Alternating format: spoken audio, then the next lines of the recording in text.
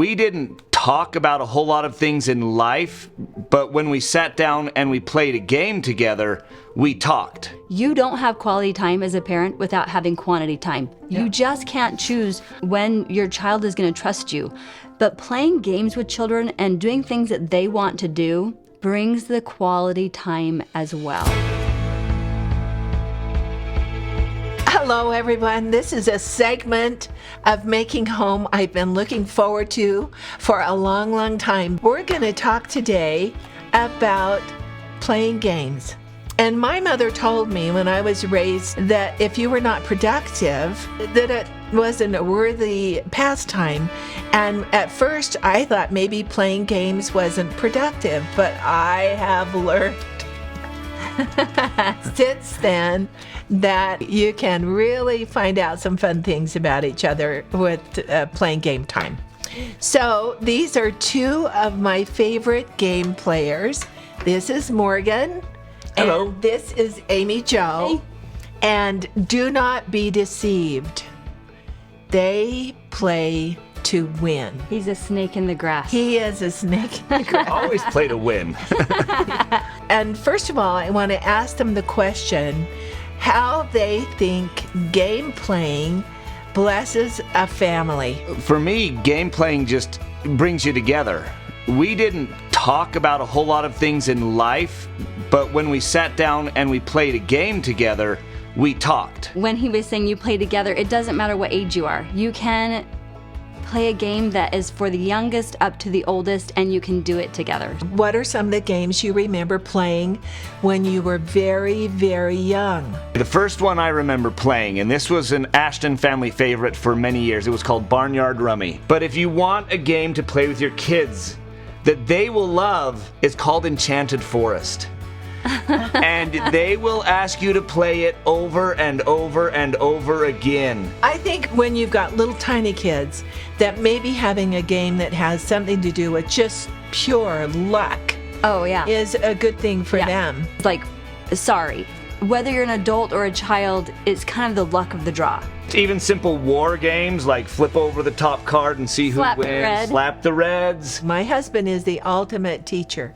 He plays ruckus all the time with the little kids because this is a game you can play without being really good at your numbers yet. They love that one. Even the really young preschoolers can say 6 is more than 4 because they have played a game. So what did the adult do who was playing the game with you? They would just correct you as you played. You know, you learn these basic things like, it's your turn, or no, it's not your turn, or we play in this order, or no, there are rules to this. And those simple things translate over to life really, really easily. And the other thing I see, strategy being used to play the game. There are all kinds of skills that you're learning in the middle of this. Something that we did in our family is when somebody had the lowest score, we'd put up our hands and be like, I'm the ultimate loser. And so our kids learned that it was okay to lose even when you're playing a game. I actually think that's one of the best lessons you can learn from playing games is that it's okay to lose, Morgan. It's all right Morgan to doesn't lose very He often. does not want I to don't lose very well either. And he doesn't lose well. It's part of the game. Somebody's got to win and somebody will lose. But there's always the chance that somebody will get their feelings hurt or lose. And so I think you have to have a little strategy for how you react when that happens. Well, there have been times that I've flipped a game board or that I've thrown my hand down in disgust. And honestly, most of the thing that I had to learn, I needed to learn by watching myself make that mistake or by watching how other people looked when they were doing it, and I realized I look just as stupid when I'm doing that. But also, I understand a little bit better when my kids get frustrated and they storm out of a room or they throw something across the room. I say, you know what? It runs in your blood. I understand. Just know that I get it. When a child acts that way, it's appropriate to talk to them about it privately. Like, you don't need to do that in front of everybody else. Tell them you love them, you want them to be able to play, and that it's a game. It doesn't matter, but how they're acting does matter. I think it's important too, not make that the center focus for the next 3 months. Soft play it and let it go away. And then invite them to play again. And what they ultimately learn is they are welcome back in the group to play again. And we do smack talk big time. Yeah. The smack talk is not putting people down. No, never. In a real way. The smack talk is fun, teasing each other, but never teasing in a way that would actually harm or hurt someone's feelings. I wanted to say something else too. I think any parent is fooling themselves if they think they can choose the quality time with their children. Well, I'm going to have quality time. You don't have quality time as a parent without having quantity time. You just can't choose when your child is going to trust you. But playing games with children and doing things that they want to do brings the quality time as well. Because they laugh with you and joke with you and love playing with you, they feel comfortable telling you that they had a hard day at school. They feel comfortable telling you when they're sad, when they lose some of the choices that they make, as well as some of the games that they play. So it's really valuable for that as well.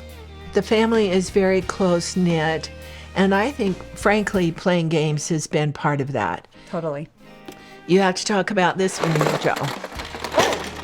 My dad and I will play this all the time. Like, for my birthday, I'll choose to come and play games with my dad. As the kids grow up and you get to turn to more strategy and more learning, and this is a great game, Ticket to Ride, and one of my favorite things about it is that you have an online app version. I love that now you can do that with a lot of games. Years and years and years ago, I gave each of my children a little quilted bag. It was just the right size for a deck of cards.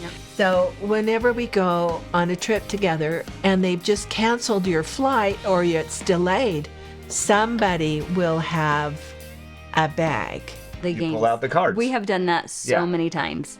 When they were very young, they would sit on the floor of the airport and people would just watch them because they're playing cards and they're happy and they're not upset and they're just doing great. The fun part about that is that it just keeps you connected as a family to do So it. we have 7 generations where we can tell you that playing games together is a lot of fun and it's a great way to spend some real quality time. Yeah. We're crazy about you.